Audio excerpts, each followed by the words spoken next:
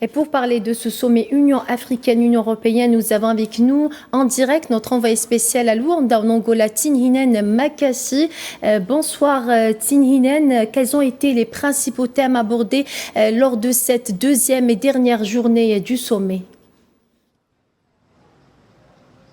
Bonsoir Asma, alors on rentre directement dans le vif du sujet et pour vous résumer en quelque sorte quelles ont été les principales occupations lors de cette deuxième journée, je vais faire référence au président de la Commission africaine qui lors de sa prise de parole rappelle justement les défis auxquels l'Afrique fait face, mais c'est des défis surtout auxquels le monde fait face, insistant sur le fait qu'aujourd'hui l'Afrique doit avoir un plan ou autre. Est-ce que l'Afrique accède à un siège permanent au Conseil de sécurité des Nations Unies, insistant sur le fait qu'aujourd'hui,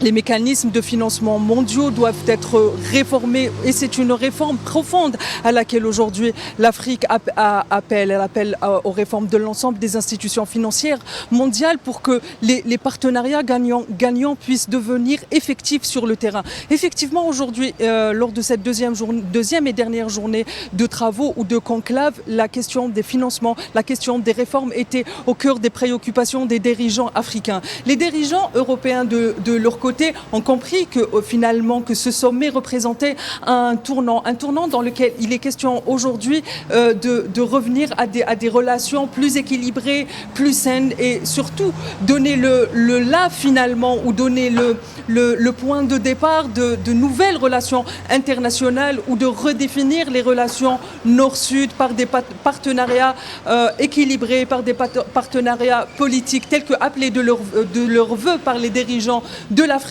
et les dirigeants du Sud global. Parce que finalement, lors de ce sommet, ce qu'on peut retenir, ce n'est pas seulement l'Afrique qui parle quand on parle de réforme, quand on parle d'un siège permanent au Conseil de sécurité des Nations Unies. C'est le Sud global qui parle. C'est la nécessité de revenir à des relations internationales équilibrées et saines. Tinhinen, quels sont les points forts de la déclaration finale conjointe du sommet? Les déclarations, comme vous le savez, ce sommet, et vous le disiez d'ailleurs dans les sujets que nous avons passés tout au long de ces 2 jours à Al24 News, la question de la sécurité a été au cœur des préoccupations. Lors de cette déclaration commune entre les dirigeants de l'Afrique, de l'Union africaine et les dirigeants de l'Union européenne, il a donc été question naturellement de sécurité.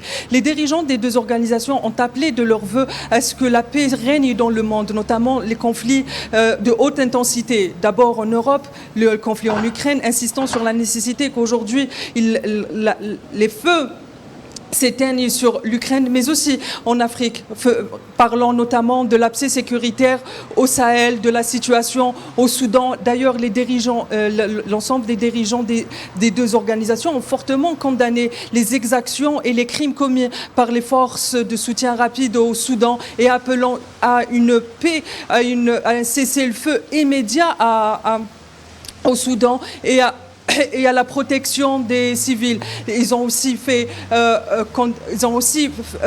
exprimé leur solidarité avec la Palestine occupée et l'ensemble des régions dans le monde où les armes parlent, où les conflits sont en cours. Par ailleurs, comme je le disais à l'instant, ce qu'on peut retenir comme un point fort de cette déclaration, c'est ce tournant finalement, ce tournant qui insiste sur l'idée qu'aujourd'hui les relations entre l'Afrique et l'Union européenne, qui sont des relations historiques.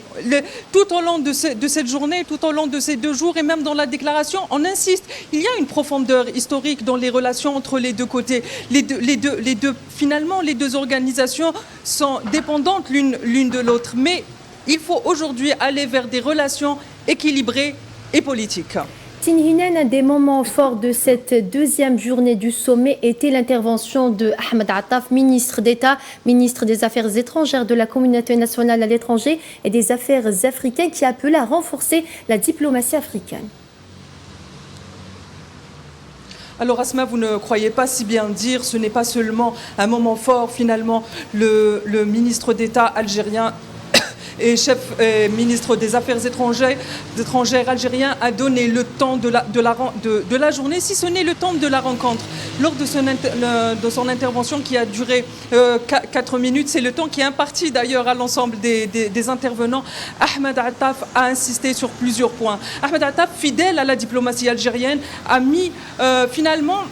donné le temps de cette rencontre. Comme vous le savez, l'Algérie regarde les relations internationales, regarde les choses avec beaucoup de réalisme. Et c'est ce réalisme qui est propre à la diplomatie algérienne qu'on retrouve dans la déclaration de Ahmed Attaf. Ahmed Attaf revient sur la situation au Sahel, rappelant que cette situation dans laquelle se trouve aujourd'hui le Sahel a été engendrée par les interventions étrangères. Fidèle à la diplomatie algérienne, donc Ahmed Attaf condamne les interventions étrangères, l'ensemble des interventions étrangères qu'il y a eu dans la région du Sahel, et rappelle que si aujourd'hui le Sahel se trouve dans cette situation, il faut revenir à l'origine du problème qui sont les interventions étrangères. Comme vous le savez, l'Algérie défend ou condamne l'ensemble des interventions étrangères, même en particulier en Afrique, qui a été le théâtre de bon nombre d'interventions étrangères, que ce soit la Libye, que ce soit le Mali.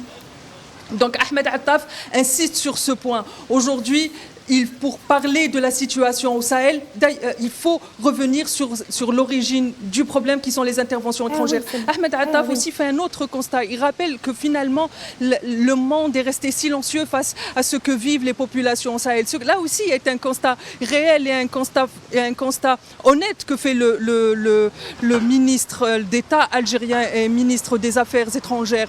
Et un autre moment fort de cette déclaration, ça a été lorsque le chef de la diplomatie algérienne insiste sur le fait qu'aujourd'hui, les diplomaties africaines doivent revenir sur le devant de la scène. Au problème africain, les solutions ne peuvent être que afro-africaines. Et cette déclaration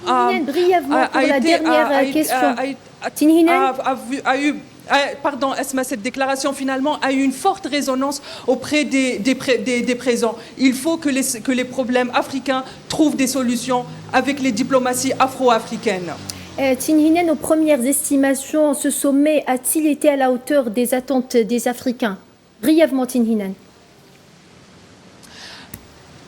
Brièvement, je peux vous dire que oui, ce sommet a été à la hauteur des attentes des participants, mais aussi à la hauteur, peut-être, je peux me extrapoler et dire qu'il a été à la hauteur des attentes des populations africaines. Les dirigeants africains n'ont pas fermé les yeux sur les réalités africaines, insistant et défendant l'idée qu'aujourd'hui, les peuples africains, l'Afrique veut aller vers des partenariats gagnant-gagnant. Elle arrive avec des dossiers qu'elle a à défendre sur la table, avec des projets qu'elle a mis sur la table. Et d'un autre côté, l'Europe aussi, les dirigeants européens ont pris conscience que sans des relations équilibrées, sans des rapports gagnant-gagnant, les relations avec l'Afrique ne peuvent pas être saines. Donc oui, ce sommet a répondu aux attentes des Africains et des Européens. Merci Tin Hinen Makassi pour tous ces détails. Je rappelle que vous étiez avec nous en direct de Luanda. Vous avez assuré pour Al24 News la couverture médiatique de ce sommet.